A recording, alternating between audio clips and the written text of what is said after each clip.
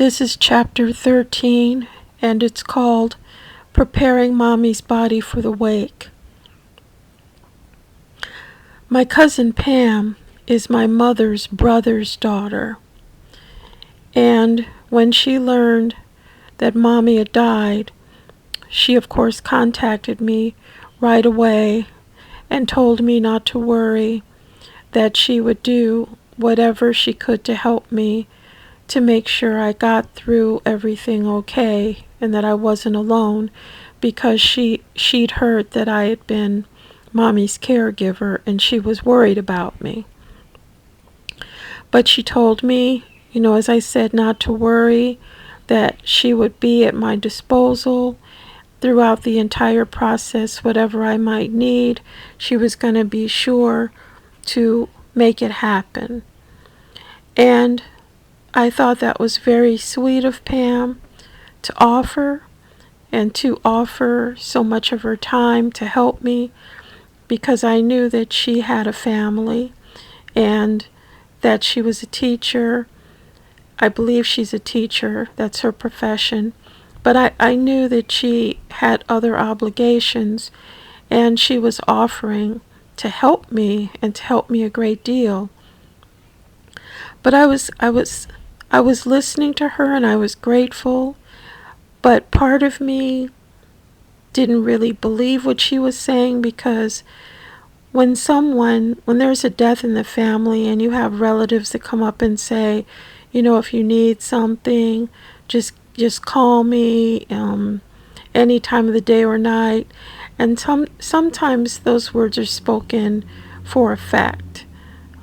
Sometimes it's said out of obligation because they may not know what else to say, or they may really mean it, but then it doesn't happen. But in Pam's case, she actually meant what she was saying. And I was so grateful, because I didn't realize how much I was going to depend on her to help me.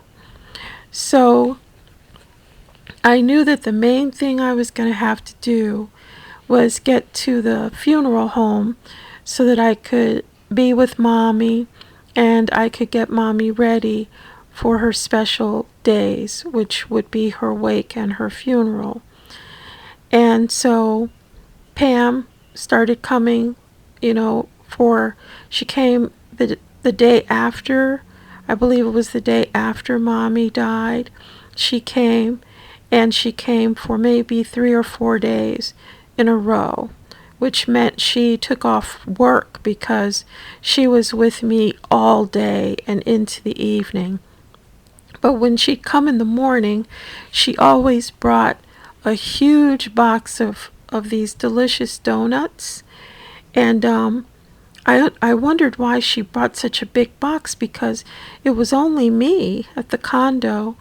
But she said they were all for me so that I could eat as many as I wanted, whenever I wanted. And she brought more donuts. She did that every morning because she said she didn't want me to be hungry and trying to think of something to prepare for breakfast.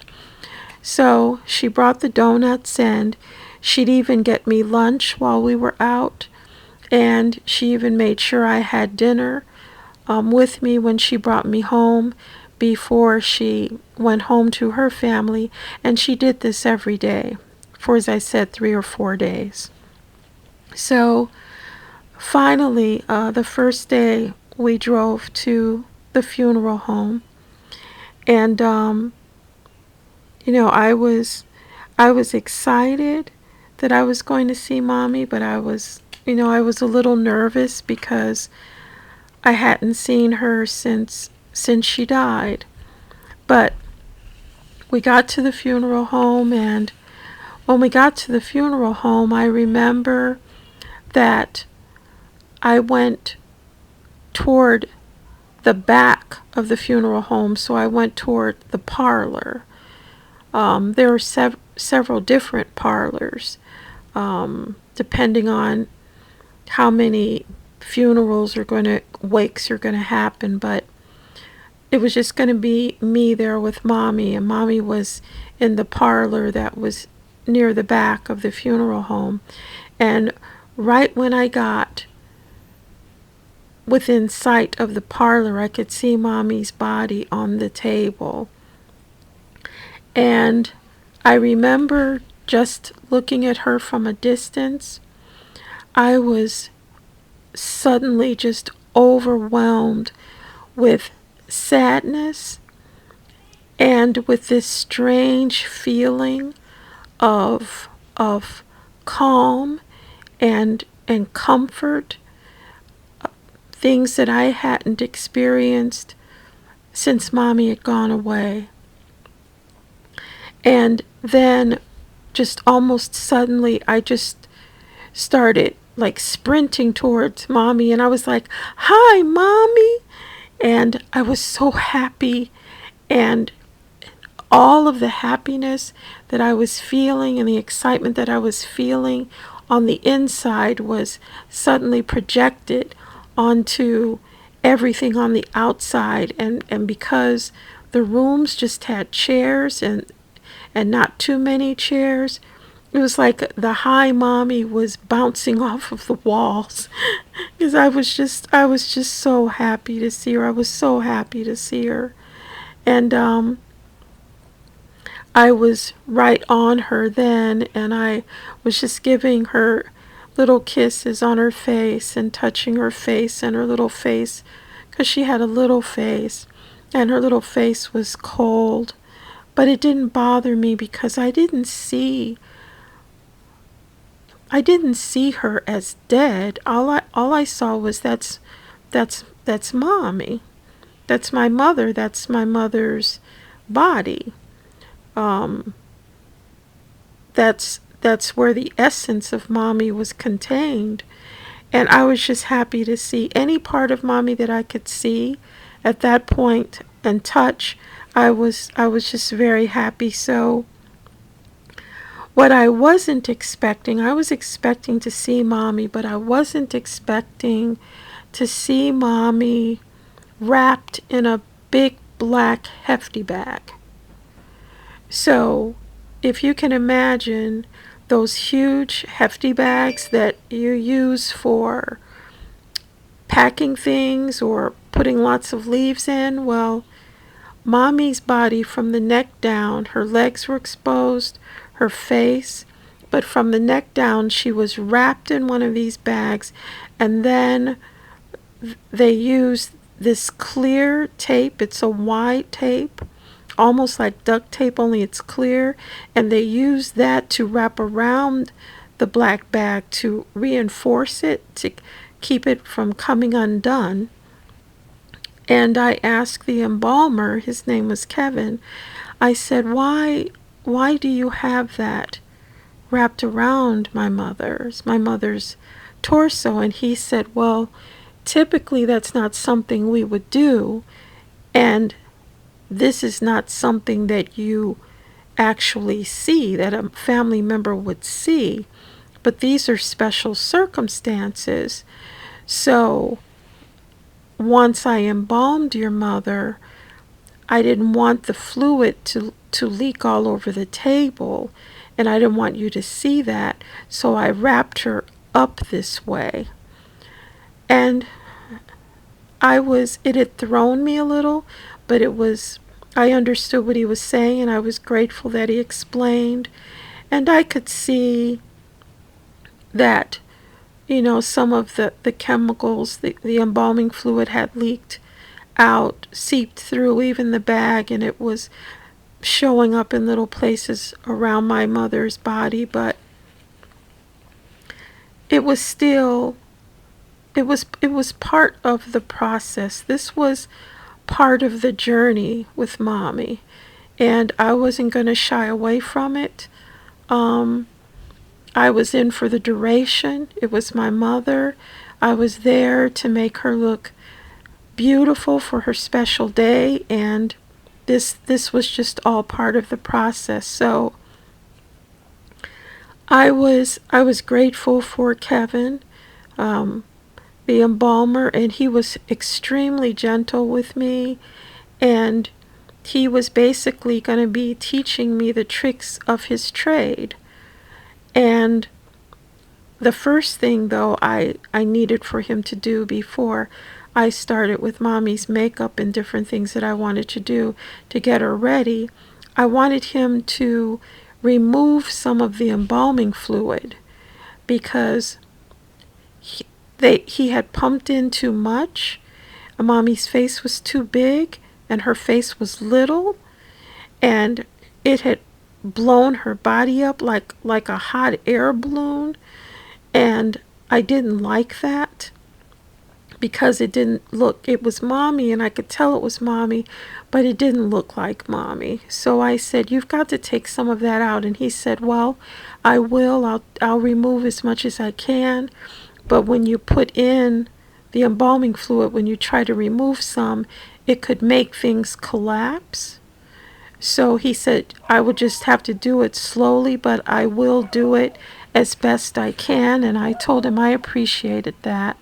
So, excuse me, he actually did remove some of the fluid, and it did look much better. Excuse me, I just needed to take a little drink of tea. And she did. She looked better. And he explained that with the makeup and with everything we were going to do next, it was all to make Mommy look more natural and to look more alive and asleep instead of dead. That was the objective. And so I was like, okay, of course I understood all of that. So when we talked about the makeup, I wasn't really prepared for any type of foundation because Mommy didn't wear foundation. Mommy wore a little mascara and a little eyeliner. Excuse me, I'm sorry, not eyeliner. Yes, she wore a little mascara and a little mascara under her eyes and a little eyebrow pencil, but she didn't wear any foundation, and she wore a lipstick called Nearly Nude. So I wasn't prepared for the foundation, but he said because of the dark areas around Mommy's eyes and her face, because she had been ill, and just from getting darker after death, that he wanted to use a foundation that would be more of the color that she was when she was still alive. And so that made a lot of sense. And I said, well, is there a special type of makeup that you're going to use because Mommy's not here? And he said, no, we use the same makeup that women that are alive use. He said, in fact, I have a collection of makeups because families bring the makeup to me because this is what I do. And he said, so we can look for something together, that you might like and be comfortable with for your mom.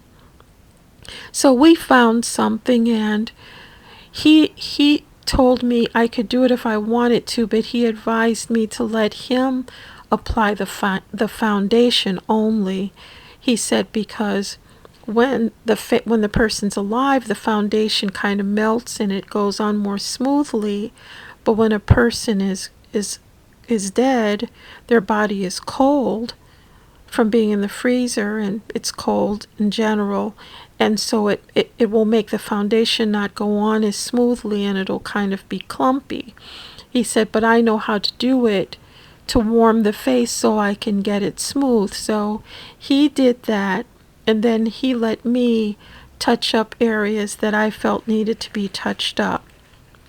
So once we did that, then I applied Mommy's mascara, and I put some little eyeshadow on, and I put some blush on her cheeks to try to give them a little, make them look healthy. And then I put on her Nearly Nude makeup, and I had bought Mommy a little hat, because she loved wearing her hats, and it had a big flower. It was a white hat with a big flower on the side, because her little hats, when she was ill, they had flowers on the front. So this one had a big flower on the side, and it went with the silk nightgown and matching robe that my brothers had bought because she wanted to wear something like that whenever she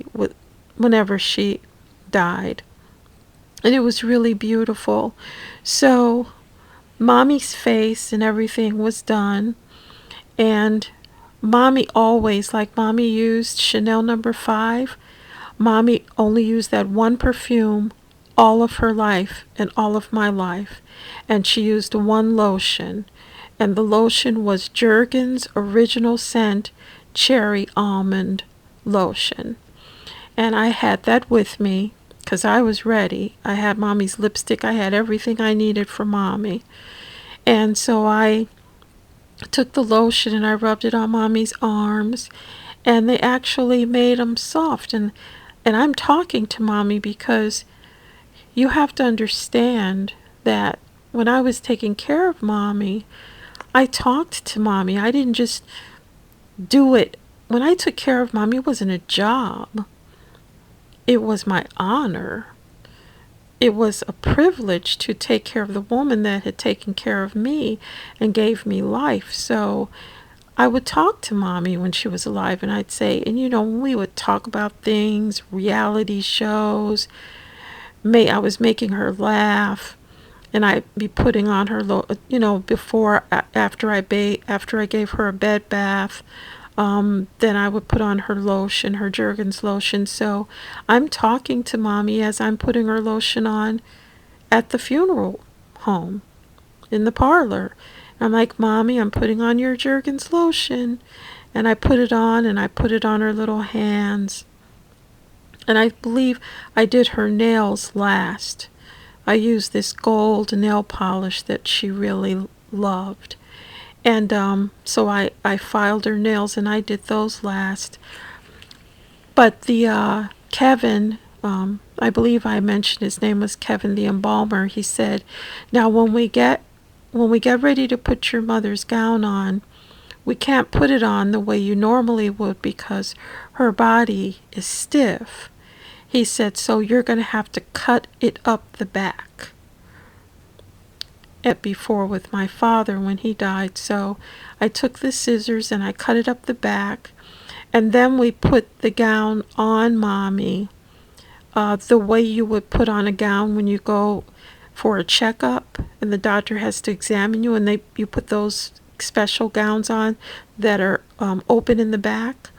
That's how Mommy's gown looked after I cut it up the back.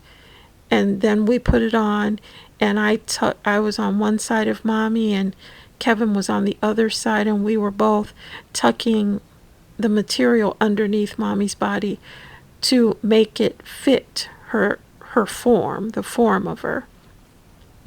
And after we did that, that's when I did her nails, and I sprayed her with Chanel, and she looked really pretty.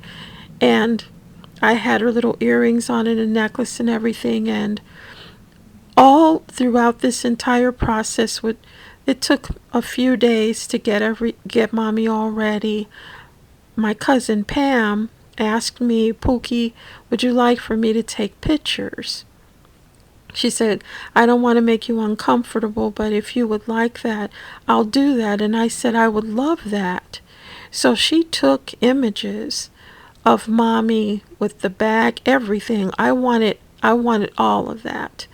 That didn't make me feel uncomfortable at all. That was all part of my journey.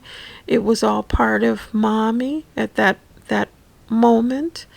And so Pam took those images, which I would like to share, but out of respect for my brothers and my sister, I'm not going to share those images, but I am going to share the image of my mother when she was looking pretty and lying in her casket, because the public was welcome to attend the wake and the funeral.